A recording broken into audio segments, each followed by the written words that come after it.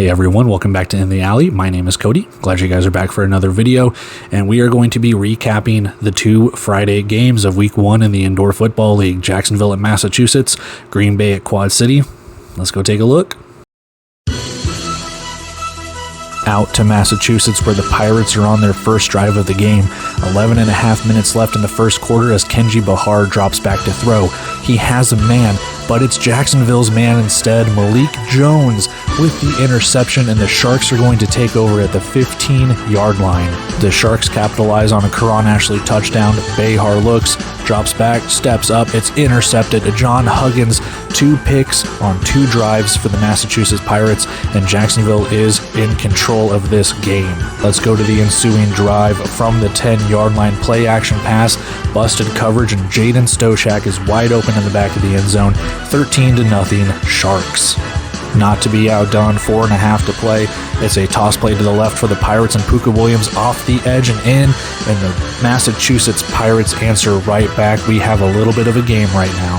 At the start of the second quarter, high men in motion. Caleb Barker takes a snap, drops back wide open. Karan Ashley, his second touchdown of the day, and he makes it known, number 2 for number 4.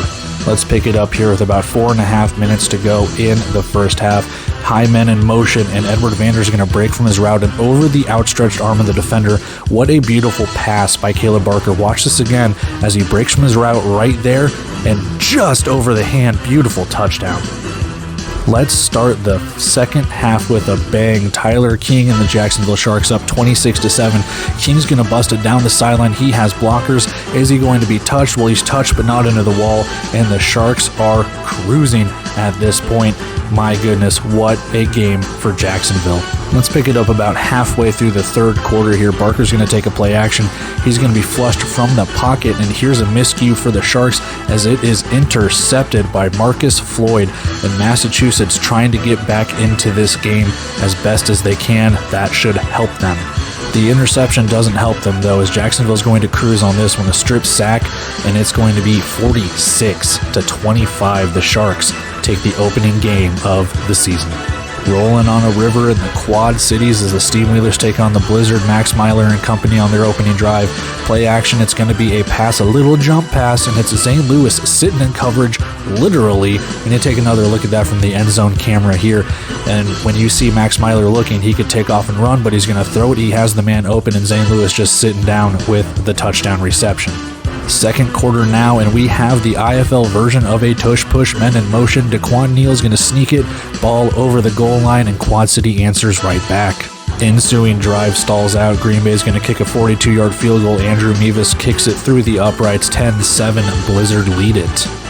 Right before the end of the first half here, right before the 1-minute warning, Neal sends his men in motion, takes a look, pump fakes, throws over the middle. It is Travell Calvin in the end zone. He beats the coverage, and he is in for the score. That is a good throw by Daquan Neal. Under 10 seconds in the first half, it is a real tush push. High motion man just pushes you right in the butt and gets you over the goal line. 17-13, Blizzard take the lead. Let's go to the start of the second half here, and it's going to be Daquan Neal on an RPO keeper up the middle and in. It's going to be 19-17. Steamwheelers get a 2-point advantage to start the second half. After a Green Bay field goal to take a 1-point lead, Daquan Neal's going to look over the middle. It's Davion Johnson, and he's going to run the coverage out of the building, break the tackle, get in, move that phone out of the way, young lady. We have a touchdown to celebrate.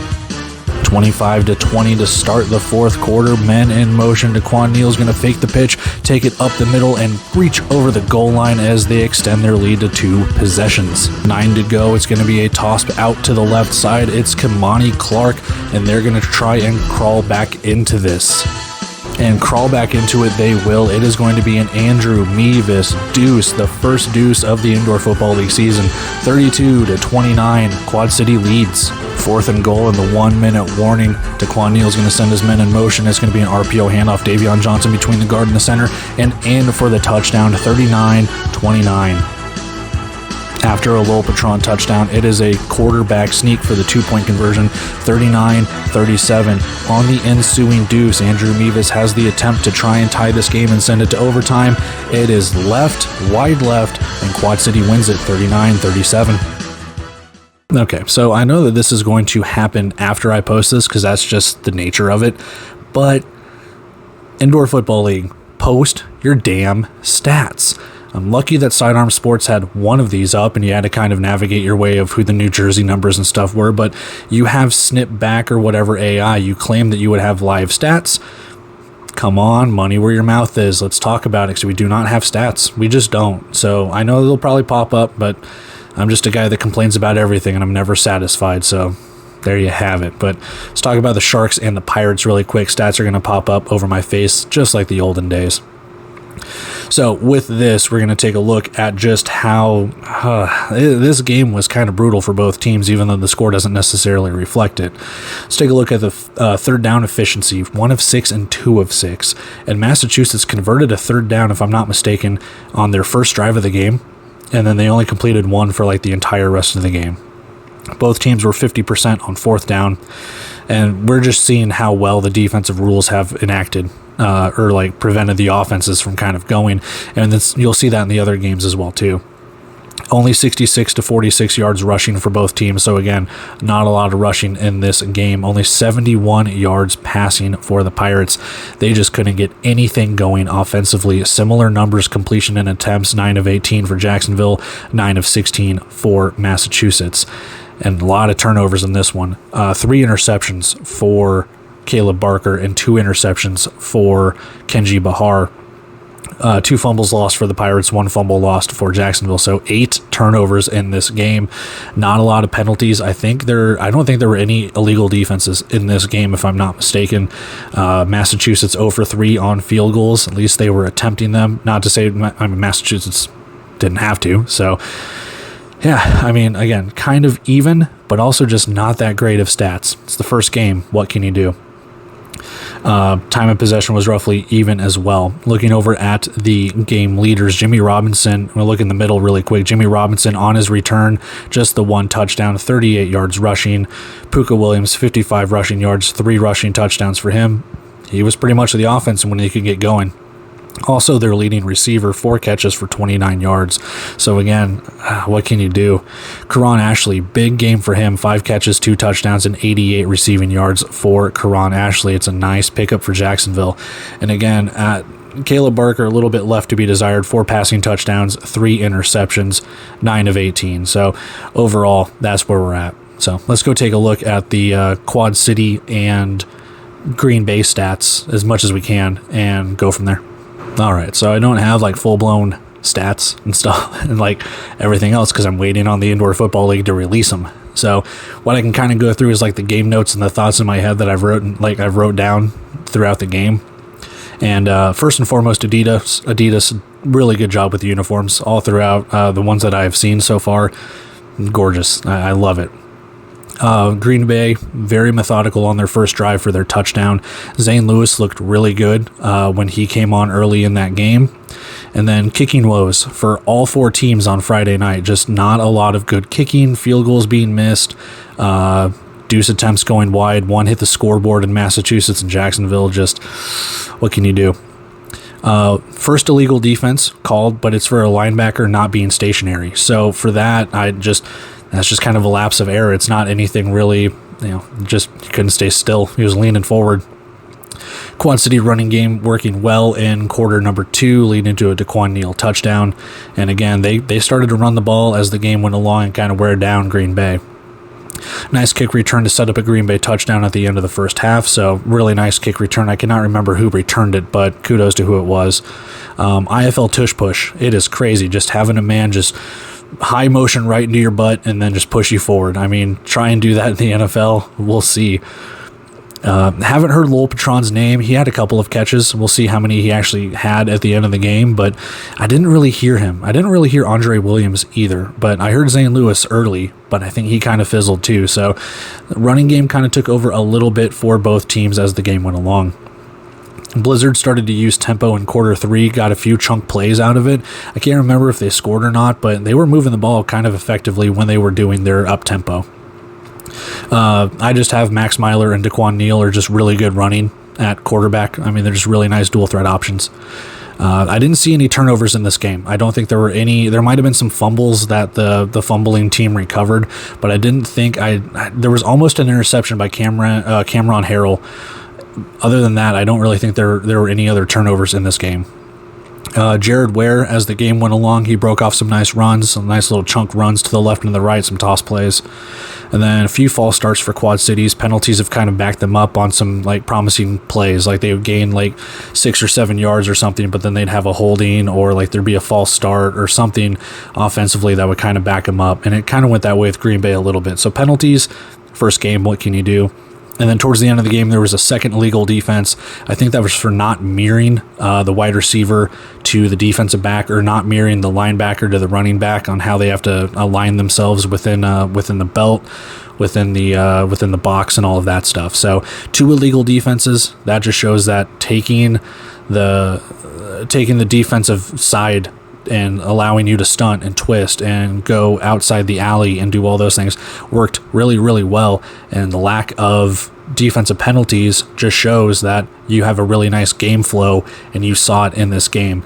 Looking over at my scoring drives here, Daquan Neal with 5 total touchdowns, 30-yard touchdown pass to Davion Johnson partway through the game, had a couple of 1-yard sneak runs in there. Max Myler with a nice 17-yard touchdown to Lil Patron. Sorry, I forgot to clip that one. Towards the end of the game, Mevis missed that deuce to tie it up, and that's just kind of where we're at. Mevis hit 2 field goals, though, so that's promising. Nice to have some accurate kicking. 2 field goals and a deuce for him, starting off strong. So that's really all I have for the stats for Quad City and Green Bay until someone comes up with it, whether it's the Indoor Football League, Green Bay, or Quad City proper, whatever the case could be. But that's kind of the notes and stuff that I had written down throughout the game.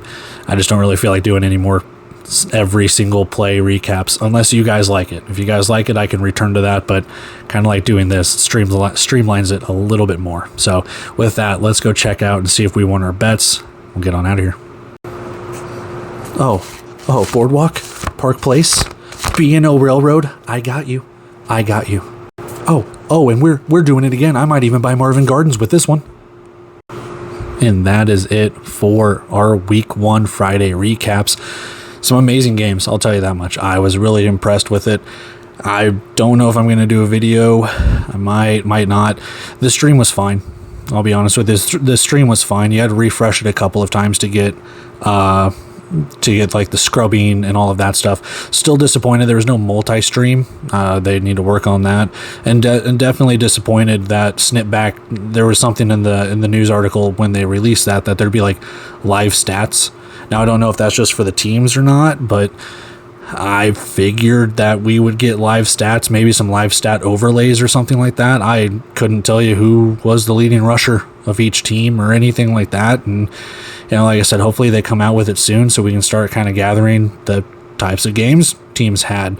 You can count the touchdowns, but it sucks that we're still at this point where you want to be the Major League of Indoor Football, but their rival leagues have stats, and we're just kind of waiting to see what's going on with you guys. And it's been a couple of days. Like I said, I'm recording this on a Monday night. I'll get it out Tuesday morning, and we still have nothing. Still have nothing from a Friday night game, and there's only 2. It's not like it was a whole 7-game set. So, I don't know, a little disappointed in that. I really wanted to see how Quad City and Green Bay fared. It was a very close game. Teams running the ball really well. Kind of along those lines. So there's kind of my synopsis with how the network worked and just kind of my gripes still. Like I said, I expect a lot. If you want to call yourself Major League, you better be Major League about it. Now you're going to get people like me and other people saying, hey, what are you doing? So nice little call out there, I guess. But yeah, ultimately it was a very nice weekend of football. I will have the Tulsa and San Antonio recap by itself, since it was on a game or on a day by itself. I kind of like to keep the games on the same days and the same recaps and things along those lines. So as always, like, comment, subscribe, share, all that kind of stuff, and we just get ready for Week 2. And like I said, I'll have Tulsa, San Antonio out momentarily, and we can just kind of go from there.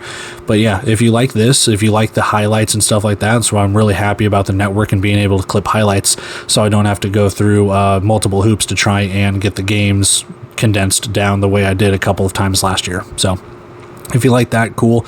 If you want me to literally call every single play like I used to do, that's fine too. But if the Indoor Football League is encouraging people to make highlights and clips, kind of like that, streamlines it, and lets you know the scoring plays and turnovers and things along those lines. So with that being said, I'm taking off here, guys. As always, love and appreciate every single one of you for watching.